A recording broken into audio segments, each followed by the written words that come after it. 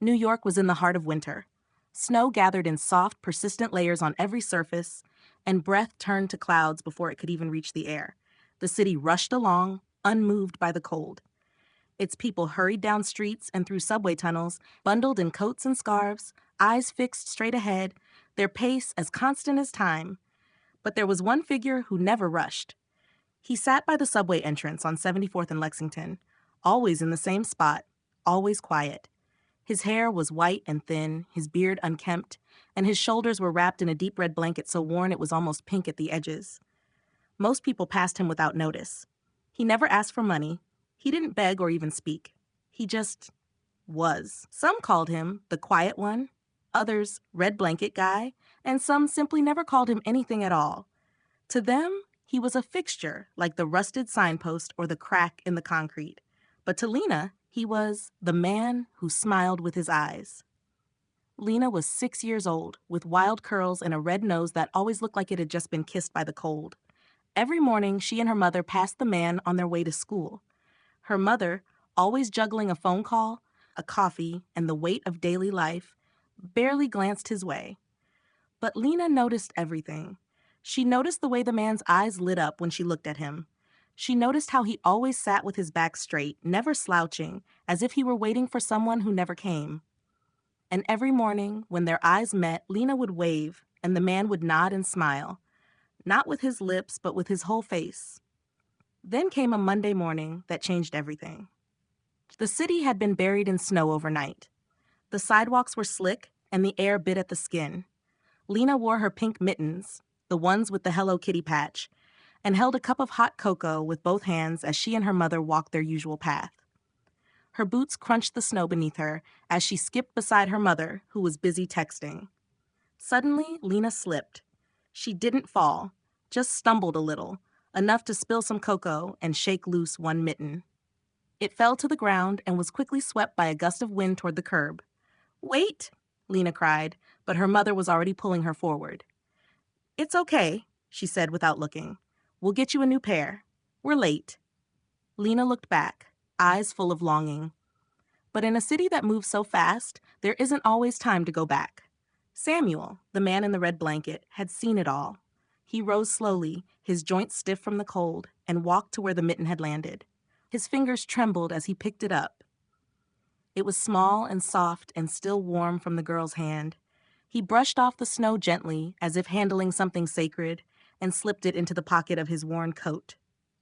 That night, under the bridge where he sometimes slept, Samuel sat cross-legged on the frozen concrete, the mitten in his lap. A rat scurried past, and wind howled through the gaps in the concrete walls, but he didn't notice. He was remembering. There had been another mitten once. Not Hello Kitty, but a yellow duck. His daughter had worn them when she was 6, too, always forgetting one, always making him turn back to look. "Why do you always make me wear them, Dad?" she'd whined once. And he had laughed and said, "Because your hands look like cotton candy in them." And she had giggled, wrapping her little arms around his neck. He hadn't seen her in many winters, not since everything fell apart. He stared at the mitten a long while, then dug into his bag and found the back of an old grocery receipt. His fingers could barely hold the pen, but he wrote, slowly and deliberately, "Your smile is warmer than this glove. Stay warm, little sunshine." The next morning, before the first rush of commuters, Samuel returned to his spot. He placed the mitten and note inside a small plastic bag and tied it carefully to a rusted hook on the wall near where he sat every day. He didn't leave a name, just the message and the gift. Lena saw it first. She stopped in her tracks, yanking on her mother's sleeve. "Mom? Look," her mother sighed halfway through an email. "What is it now?" "It's my mitten," Lena whispered, walking slowly to the wall. She reached up and took the bag down.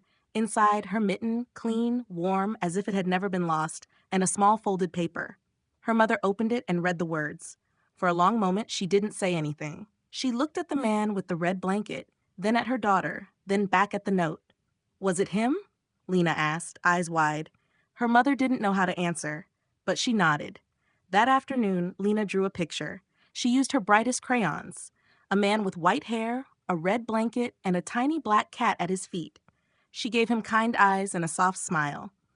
She tucked the drawing into a small envelope and with her mother's help, left it beside his cup the next morning, along with a muffin and 3 folded dollar bills. Samuel said nothing when he found it. He simply sat with the drawing in his lap, staring at the way the child had made him look like a storybook hero. No one else knew what had happened. There were no cameras, no interviews, no posts going viral online. But from that day forward, each week, he received a new drawing. Sometimes the man wore a crown.